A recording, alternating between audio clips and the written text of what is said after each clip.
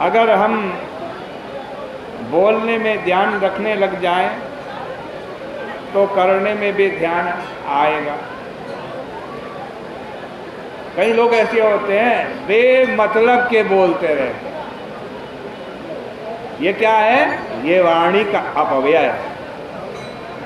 हमारा शास्त्र कहता है कि शरीर के अंदर सबसे कीमती चीज पता है क्या है? धातु है, वीर्य है, धातु है। और उससे भी ज्यादा कीमती आपकी वाणी है भाई।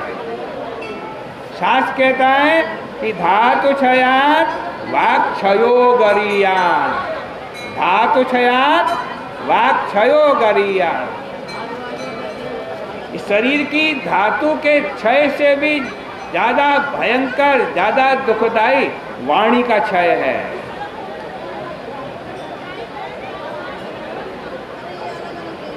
तो इसलिए बेमतलब मत बोलो, वाणी का बिना बात में क्षय मत करो। यदि बिना बोले ही आपका काम चल जाता है तो मत बोलो। देखो, वृंदावन में एक अंग्रेज आया था, उसके पास एक कुत्ता था, कुत्ता जो बराबर अपने मालिक की आज्ञा मानता था। जब उसको ऐसी जगह जाना होता था जहाँ पर जूता नहीं ले जाया जा सकता, वह अपने जूतों को बाहर रख देता और कुत्ते से कहता इस जूते पर बैठे रहना। अब चाहे कितना भी समय हो जाए, वह कुत्ता जूते को छोड़ करके वहाँ से हटता नहीं था। जब एक कुत्ता अपने मालिक की आज्ञा इस प्रकार मानता है कि वह उसको जहाँ बैठा दे वहीं बैठ जाए, तो क्या मनुष्य ऐसा नहीं कर सकता? लेकिन मनुष्य ऐसे हैं कि जहाँ भगवान उनको बिठाते हैं वहाँ उनको बैठना मंजूर नहीं है। कहते हैं भगवान तुम जहाँ बिठा रहे हो वहाँ हम नहीं बैठेंगे, हम तो जहाँ हमारी मौज होगी, जहाँ हमारी इच्छा होगी वहाँ बैठेंगे। लेकिन यह भगवान को प्रसन्न करने का उपाय नहीं है। भगवान को प्रसन्न करने का उपाय तो यह है कि वे प्रसन्नता से तुम्हें जैसा रखते हैं वैसे रहो। सूरदास जी कहते हैं जैसे रखी हो वैसे रही हो। श्री हरिदास जी महाराज कहते हैं कि जो ही रखियत हो त्यों ही त्यों रहियत हो है हरि। यही भगवान को प्रसन्न करने का उपाय है। मनुष्य जब भगवान के वश में हो जाता है तो भगवान भी उसके वश में हो जाते हैं। पहले आप भगवान के वश में हो, फिर भगवान आपके वश में हो जाए। भगवान नाराज किसके प्रति होते हैं? ये देखो किसके प्रति नाराज होते हैं? श्रुत धन कुल कर्मणाम मदैर्ये विदधाति पापमकिंचनेषु सत्सु। जो लोग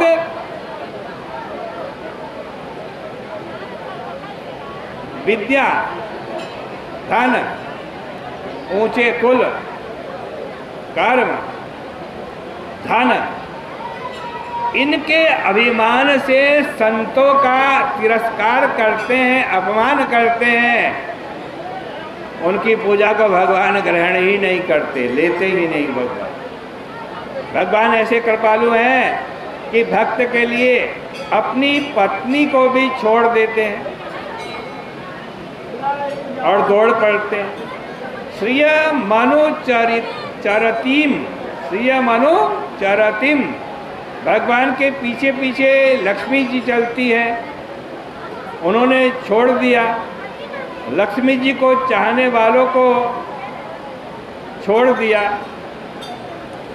उनको किसी की जरूरत थोड़ी ना, वे तो अपने आप में पूर्ण है। भगवान किसी के अधीन हैं? हाँ है। हम कहते हैं हम किसी के, भगवान भी किसी के अधीन है। किसके अधीन है? भगवान यदि किसी के अधीन है तो अपने भक्तों के अधीन है, अपने सेवकों के अधीन है।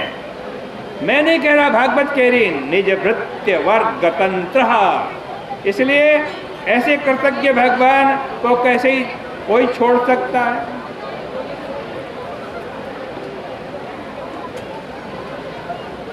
कह रहे हैं कि कथम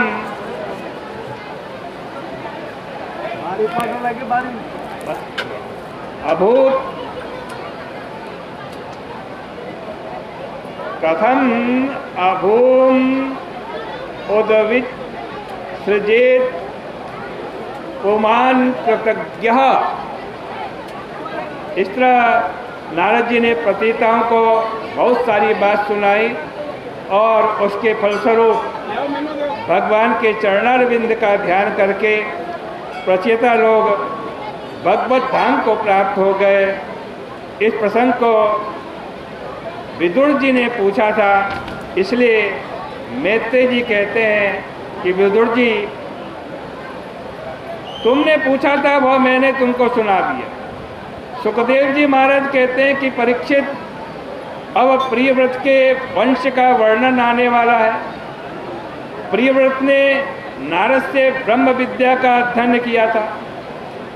जब कथा विदुर जी ने मैत्रेय जी से सुनी तो उनको बड़ा भारी भाव बना, उनकी आंखों में आंसू आ गए।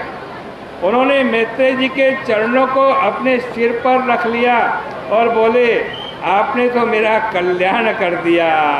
सोऽयमद्य महायोगिन भवता करुणात्मना दर्शित तमस पारो यात्रा किश्चन गो हरि। इसके बाद विदुर जी अपने लोगों से मिलने के लिए हस्तिनापुर चले गए। इस कथा वार्ता का जो श्रवण वर्णन करता है उसको भगवत गति प्राप्त होती है। इस प्रकार श्रीमद् भागवत जी के 31 चतुर्थ स्कंद के 31 अध्याय हैं। आज 31वें अंतिम अध्याय की चर्चा आपके सामने की। कल से पंचम स्कंद की कथा प्रारंभ होगी।